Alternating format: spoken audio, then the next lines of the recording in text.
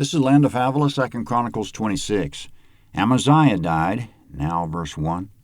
All the people of Judah took Uzziah, who was 16 years old, and made him king in the place of his father Amaziah. Comment: the names of the kings are confusing because they're similar and sometimes identical to each other. They have variant spellings and they go by so fast. This is Uzziah, also known as Azariah in 2 Kings. He gets one chapter here and a half chapter in 2 Kings.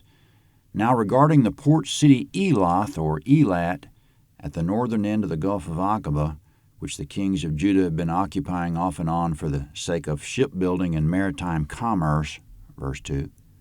He built Elath and restored it to Judah after that the king slept with his fathers. Comment: when the previous king died, Uzziah built up Elath, verse 3. Uzziah was 16 years old when he began to reign, and he reigned 52 years in Jerusalem. His mother's name was Jechaliah of Jerusalem. Comment: he reigned from the age of 16, which was when his father was assassinated, until he was 68. His father did a few good things, but he wavered. So how does a 16-year-old king go about his business after his father's been assassinated by conspiracy? There's no particular mention of it, but he must have taken the throne with his head on a swivel. If he learned the root of the conspiracy, he found out it started when his father turned away from Yahweh, 2 Chronicles 25:27. So maybe he was experiencing external pressure to turn to Yahweh, but for whatever reason, he did, coming up, verse 4. He did that which was right in Yahweh's eyes, according to all that his father Amaziah had done. Comment: that's glossing over Amaziah a little bit. His father made some very big mistakes worshiping the idols of Moab, and Yahweh destroyed him because of it. But from the sounds of verse 4, Yahweh ultimately accepted him. Yahweh glossed him over. Psalm 32:1, quote, "Blessed is he whose disobedience is forgiven, whose sin is covered," end quote. As it was for his father, Uzziah's final summary comes at the beginning of his account, and is in verse 4, quote, "He did that which was right in Yahweh's eyes," end quote. Not that he did right all the time, as we'll see coming up, but Yahweh forgave and forgot. Verse 5, "He set himself to seek God in the days of Zechariah, who had understanding in the vision of God, and as long as he sought Yahweh, God made him prosper." Comment: the Zechariah just mentioned, who helped Uzziah so much, isn't the priest of 2 chapters ago, because that Zechariah is dead. Uzziah's grandfather killed him. And he's not the Zechariah of the book of Zechariah, because that would be the wrong time frame. Verse 5 we just read is all we know about this Zechariah, that he had, quote, "understanding in the vision of God," end quote. That's the literal translation of it. Whatever it was, whether it was prophetic visions or just the wisdom of the Holy Spirit, it's what we all need. It kept Uzziah on the right track and made him prosper. Father, please give us what's mentioned in verse 5, understanding in the vision of God, to keep us on the right track. Speaking of Uzziah, he prospered by Yahweh in the following ways. Verse 6, "He went out and fought against the Philistines and broke down the wall of Gath and the wall of Jabneh and the wall of Ashdod, and he built cities in the country of Ashdod and among the Philistines." Comment: those were 3 cities in the coastal plain that were generally westward of Jerusalem. That area was home turf of the Philistines, but Israel and Judah extended their control there during times of strength, and under Uzziah right now, Judah is strong. Verse 7, "God helped him against the Philistines and against the Arabians who lived in Gerbal and the Meonim." Comment: Gerbal might be Gerar on the southern coastal plain, but it's not clear, and neither is the location of the Meonim. The point is that Yahweh strengthened Uzziah so that the Arabians at Gerbal and the Meonim weren't a problem, or the Philistines. And on the other side of the river, verse 8, "The Ammonites gave tribute to Uzziah.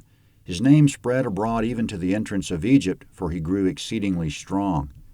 Comment: that's all again thanks to the vision of Yahweh through Uzziah's advisor Zechariah. As for more signs of strength, verse 9, "Moreover, Uzziah built towers in Jerusalem at the corner gate, at the valley gate, and at the turning of the wall, and fortified them. He built towers in the wilderness and dug out many cisterns, for he had much livestock, in the lowland also and in the plain.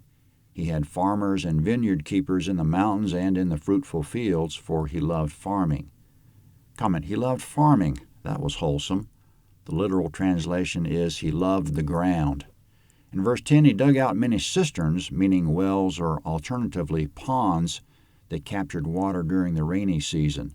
This enabled him to pasture flocks in dry places where before it wasn't possible. As to his military strength, verse 11, moreover, Uzziah had an army of fighting men who went out to war by bands, according to the number of their reckoning, made by Jael the scribe and Maaseiah the officer, under the hand of Hananiah, one of the king's captains. The whole number of the heads of fathers' households, even the mighty men of valor, was 2,600. Under their hand was an army, 307,500, who made war with mighty power to help the king against the enemy. Comment, in verse 11, Uzziah organized his army into various units and kept them prepared.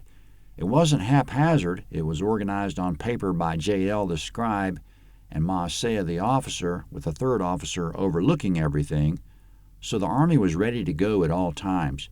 They kept track of who would serve in which division. Coming up, Uzziah kept their weapons prepared. Verse 14.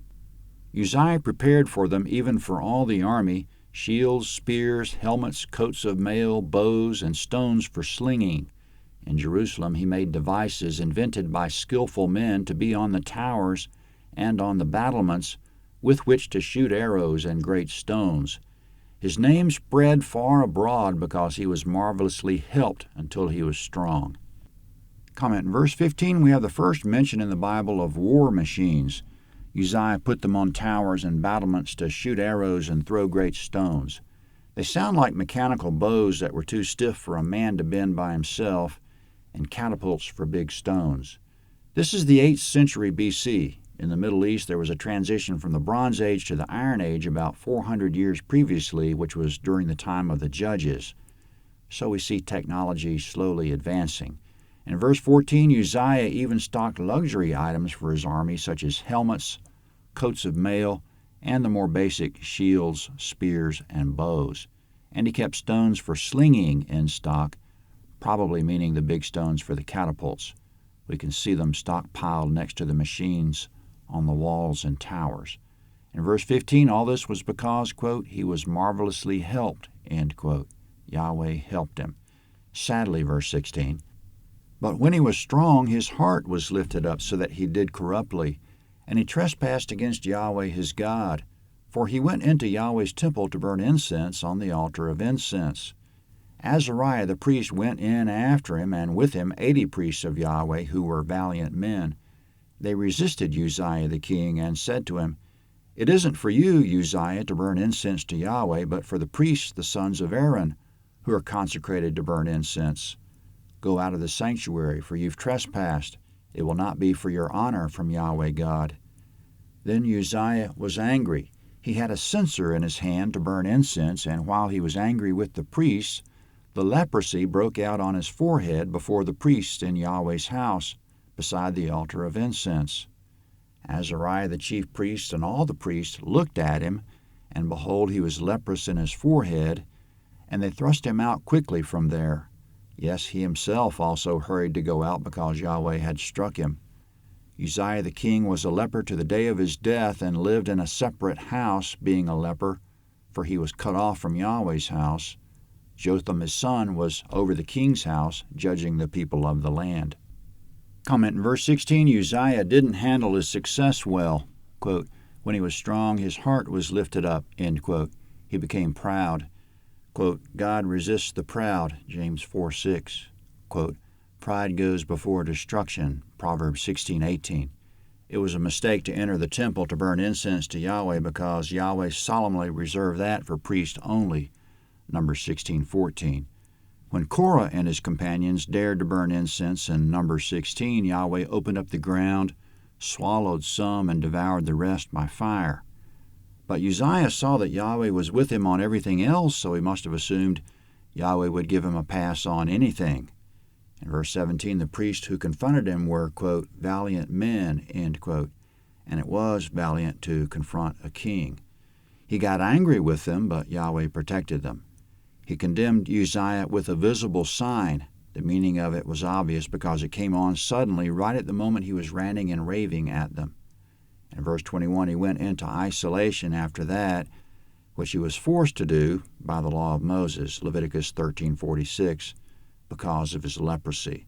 He couldn't live in the king's house anymore because apparently in verse 21 it was a public building. So he had to turn the palace and all his official business over to his son Jotham. From the day Yahweh struck him with leprosy, he was king in name only, starting with his heart being lifted up. No telling how long he lived in isolation, but it was the rest of his life in verse 21, quote, to the day of his death. Verse 22. Now the rest of the acts of Uzziah, first and last, Isaiah the prophet, the son of Amoz, wrote. Comment, during the reign of Uzziah, the prophet Isaiah came on the scene, Isaiah 1:1. Isaiah mentions King Uzziah's name 3 times, but only in passing. In the book of Isaiah, we know he certainly doesn't cover King Uzziah's acts first to last, as verse 22 describes it, so the book in verse 22 must be a lost work of Isaiah. Verse 23. So Uzziah slept with his fathers, and they buried him with his fathers in the field of burial which belonged to the kings, for they said, he's a leper. Jotham his son reigned in his place.